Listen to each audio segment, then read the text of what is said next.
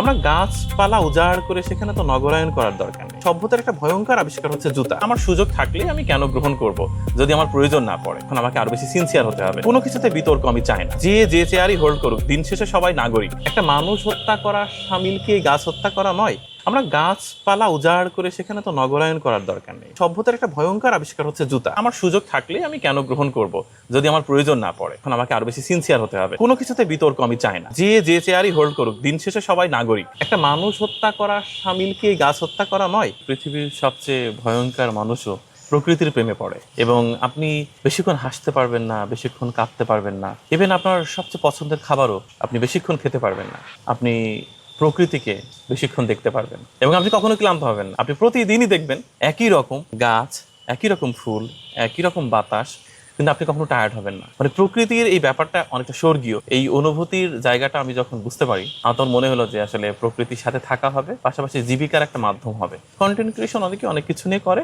নির্মল সত্য বিষয় হচ্ছে প্রকৃতি। প্রকৃতিকে নিয়ে যদি কাজ করা যায় তাহলে যেমন আমার কন্টেন্টের অভাব হবে না, ঠিক তেমনই প্রকৃতি দেখে যেমন আমি ক্লান্ত হব না, আমার দর্শকরাও ক্লান্ত হবে না। কারণ দর্শককে আপনি ওই সেই ধান খেতি দেখাচ্ছেন, তাল গাছ দেখাচ্ছেন, বাবুই পাখির বাসা দেখাচ্ছেন, কিন্তু কখনোই তারা টায়ার্ড হচ্ছে না, তারা আবার দেখতে চাইছে। যেমন ধরুন জীবনানন্দ দাশ তো সেকেলেই মানুষ ছিল, কিন্তু সে কিন্তু কখনোই পুরনো হয়নি। আরো 10 বছর পরে, 100 বছর পরে জীবনানন্দ দাশ আবার নতুন করে আসবে। তার মানে ব্যাপারটা যেরকম, জীবনানন্দ দাশকে আপনি কোনোভাবেই চিত্রায়িত করতে পারবেন না, সেটা বলিউড ঢালিউড যাই বলেন না কেন, কোনো কিছু দিয়েই সম্ভব না। শুধুমাত্র হৃদয় আত্মা সুস্থ থাকলে জীবনানন্দ দাশকে বারবার ফিল করা যায়। তো প্রকৃতির ব্যাপারটার সাথে জড়িয়ে পড়া এই কারণেই যে আমার নিজের স্বস্তি, পাশাপাশি জীবিকার একটা মাধ্যম। আর অডিয়েন্সটা কখনো ওই প্রকৃতি দেখে ক্লান্ত হয় না। পাখি বারবার মানুষ দেখে, বারবার পাখির ডাক শোনে, তবু মানুষের কাছে নতুনই লাগে। কারণ প্রকৃতি ওভাবেই সৃষ্টিকর্তা সাজিয়ে রেখেছে যেন প্রতিদিন নতুন থাকে। মাননীয় প্রধানমন্ত্রী ডেকেছিলেন, উনি প্রোগ্রাম দেখেন এবং ওনার খুব ভালো লাগে। প্রধানমন্ত্রীও একজন মানুষ এবং আমাদের মতো রক্ত মাংসের মানুষ। প্রকৃতি তাকে ছুঁয়ে যাবে এটাই স্বাভাবিক, এবং উনি বাংলার মানুষ, সুতরাং বাংলার প্রকৃতি ওনার ভালো লাগবে এমনটি হওয়া স্বাভাবিক। তো সেই জায়গা থেকে উনি বারবার বলছিলেন যে আপনি যেহেতু কোনো কিছুর সাথে জড়াতে চান না, আপনি এটাই ধরে রাখেন এবং এটি আপনার জন্য খুব মানানসই, এবং আপনি যে সহজ জীবনযাপন করেন, এই সহজ জীবনযাপনেই অভ্যস্ত থাকেন। এই কাজটি করতে গিয়ে আপনার কোনো কিছু প্রয়োজন কিনা? আমি বলছি না, আপনার দোয়া প্রয়োজন, আর কিছুই নয়, কারণ সবকিছুই রয়েছে আমার, যা রয়েছে সেটা আলহামদুলিল্লাহ। তো এই যে একটা ব্যাপারটা, যে মূলত স্বতন্ত্র থাকার যে ব্যাপারটা, মানে আমার সুযোগ থাকলে আমি কেন গ্রহণ করব যদি আমার প্রয়োজন না পড়ে? প্রধানমন্ত্রী ডাকলেই যে আমি আসলে অনেক বেশি উচ্চ মার্গের হয়ে গেলাম এরকম না, আমার জাতপাত চেঞ্জ হলে সেরকমই না। পরের দিন ঠিকই আমাকে কাজে বের হয়েছে এবং আমি যেরকম ছিলাম তো সেরকমই আছি। তো সেই ক্ষেত্রে আসলে মাননীয় প্রধানমন্ত্রী বলে না, একজন প্রকৃতি প্রেমী এবং একজন সুস্থ কন্টেন্ট লাভার সে ডেকেছিল, একজন কন্টেন্ট ক্রিয়েটর হিসেবে আমি গিয়েছিলাম। আমার কাছে ফিলটা এরকমই মনে হয়েছিল। উনি দোয়া করেছেন এবং পরে বলেছেন যে আমি চাই যে আপনি এভাবেই প্রাণবন্ত থাকেন এবং বেঁচে থাকেন, এবং আপনি রবীন্দ্র নজরুলকে আরো ভালোভাবে বর্ণনা করতে শেখেন। তো সেক্ষেত্রে আমি বলেছি কন্টেন্টে সাহিত্যের অনুপ্রবেশ আমি ঘটাতে চাই। বিশ্বকবি রবীন্দ্রনাথ ঠাকুরের প্রায় 2232টি গান আছে। আমাদের কাজী নজরুল ইসলামের যে সঙ্গীতগুলো রয়েছে, যে শ্যামা সঙ্গীত রয়েছে, সে সমস্তও কিন্তু আমরা আস্তে আস্তে কন্টেন্টের মধ্যে প্রবেশ করাতে পারবো, কারণ শিল্পের সাথে প্রকৃতির একটা অন্তর্নিহিত সম্পর্ক আছে। সেই জায়গা থেকে উনি আসলে সাধুবাদ জানিয়েছেন এবং আমিও উৎফুল্ল, এবং আমার মনে হয় এটি কাজের গতিটাকে আরো বেশি বাড়িয়ে দেয়, দায়িত্ববোধ বাড়িয়ে দেয়, এবং আমি স্ক্রিনে আরো বেশি পারফর্ম যেন করতে পারি সেটিরও একটা মানসিক প্রস্তুতি তৈরি হয়ে যায়, যে রাষ্ট্রের সর্বোচ্চ মানুষ আমাকে ডাকলো, তো সেই ক্ষেত্রে আমি তার যাতা করতে পারছি না, এখন আমাকে আরো বেশি সিনসিয়ার হতে হবে। এই ব্যাপারটা আমি আসলে খুব উপভোগ করছি, এবং আমার মনে হয় যে আমি আগে যে একটু ক্লান্তি আসতো বা ক্লান্ত হতাম, এটি আর হচ্ছে না। এখন মনে হচ্ছে না, যেহেতু অনেক অনেক ভালো ভালো মানুষ এটাকে ওয়াচ করে, তো আমি এটা আরো ভালো করে করি। কোনো কিছুতে বিতর্ক আমি চাই না, কারণ আমি বিতর্কের ঊর্ধ্বে থাকতে চাই, যদিও সেটা সম্ভব না মানুষ হিসাবে, কিন্তু যত দূর অবধি থাকা যায়। তো সেই ক্ষেত্রে আসলে ওনার কাছে চাওয়া ছিল যে আমাদের রাষ্ট্রের অপমর জনতা যেন একটু ভালো থাকে। তো এইটা আসলে খুব বেশি করেই দাবি ছিল যে রাষ্ট্রের একেবারে নিপীড়িত মানুষ যেন ভালো থাকে, এবং সেই সাধারণ নাগরিকের ভালো থাকার মধ্যে আমার ভালো থাকাটাও নিহিত রয়েছে, এবং ঠিক যেমনটি আপনার ভালো থাকাটাও নিহিত রয়েছে। তো আসলে সব মানুষই তো যে চেয়ারই হোল্ড করুক, দিন শেষে সবাই নাগরিক, দিন শেষে সবাই সাধারণ। কারণ স্পেশাল বলে কোনো শব্দ হয় না। কারণ দেখুন, আপনি অনেক বড় চাকরি করছেন, কিন্তু দিন শেষে বাড়িতে গিয়ে কিন্তু আপনি কারোর বাবা, আপনি কারোর স্বামী, আপনি কারোর ভাই, আপনি কিন্তু সাধারণই। যেমনটি একজন কুলি মজুর সাধারণ, ঠিক বাড়িতে গিয়ে আপনিও কিন্তু ঠিক সাধারণই হয়ে গেলেন। তো একটা নির্দিষ্ট সময়ে হয়তো আপনি স্যুট টাই পরে দামি গাড়ি করে অফিস করলেন, আপনাকে সবাই ছাড় করলো, ঠিক আছে, কিন্তু আপনি যখন আবার অফিসটা শেষ করে বাড়িতে গেলেন, তখন ঠিকই আপনি সাধারণ কেউই হয়ে গেলেন। তো আসলে মানুষের নিরাপত্তা, মানুষের জানমালের যে হেফাজত বা মানুষের যে ভালো চাওয়াটা, এর মধ্যে সমগ্র বাঙালি জাতিরই কল্যাণ রয়েছে এবং আমরা বিশ্বাস করি আমাদের দেশের মানুষ ভালো থাকবে, সুস্থ থাকবে। এবং ওনাকে আমি বলেছি আমি খুব ক্ষুদ্র মানুষ, আমি আসলে এত বড় আবদার করতে পারবো না, তবে আমি মানুষ হিসাবে, রাষ্ট্রের নাগরিক হিসাবে যেন আমি নিরাপদ থাকি, আমি যেন ভালো থাকি, যেন আমাকে কোথাও হেনস্থার শিকার না হতে হয় এবং আমার জন্য যানমাল নিয়ে কোথাও উদ্বিগ্ন না থাকতে হয়, এটাই বলা। উনি বলছিলেন যে আপনি যেহেতু কুলি, মজুর, কৃষক, শ্রমিকের কাছে ঘোরেন, আসলে তারা কেমন আছে। তো সেই ক্ষেত্রে আমি আসলে বলার চেষ্টা করেছি যে দেখুন, মানুষ কিন্তু সবসময় যুগের সাথে তাল মিলিয়ে সে নিজেকে ভালো রাখতে চায়, তবে প্রকৃতিকে বিনষ্ট করে না, উপরন্তু প্রকৃতির সাথে একাকার হয়ে সভ্যতার উন্নয়নটি হোক। আমরা গাছপালা উজাড় করে সেখানে তো নগরায়ন করার দরকার নেই। প্রকৃতিকে বাঁচিয়ে রেখে, এই যে গাছ, এটা তো একটা প্রাণ আছে, আপনি চাইলে এটাকে হত্যা করতে পারেন না, হয়তোবা এর পক্ষে মানববন্ধন করার কেউ থাকে না, কিন্তু ও কিন্তু একটা জীবন।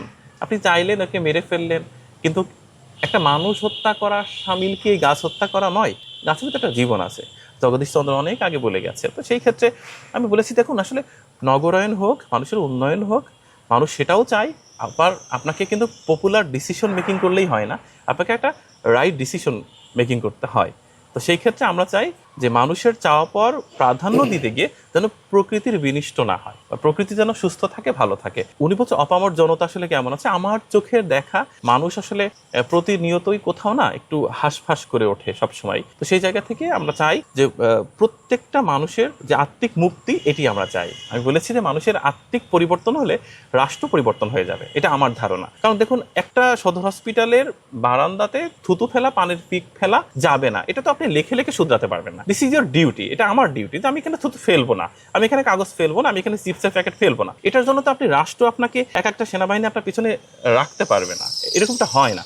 তো সেই ক্ষেত্রে আমাদের এই আত্মিক পরিবর্তনটা, বা আমি হচ্ছে যে সাধারণত কারোর ক্ষতি করবো না, কারোর সম্পত্তি লুণ্ঠন করবো না, রাষ্ট্রীয় সম্পত্তি নষ্ট করবো না, এই ব্যাপারটা মানে আমি বলছি আত্মিক পরিবর্তনের ব্যাপারটা একটু জোর দিতে হবে। কোথাও আত্মিক পরিবর্তনটা হচ্ছে না এবং আমাদের আত্মিকভাবে বা আমাদের আত্মাটা কোথাও না আমরা একটু মানে কি বলবো, একটু অধপতনে নিয়ে যাচ্ছি ক্রমান্বয়ে। এটা ঠিক করতে পারলে ইনশাআল্লাহ ভালো চলবে দেশ।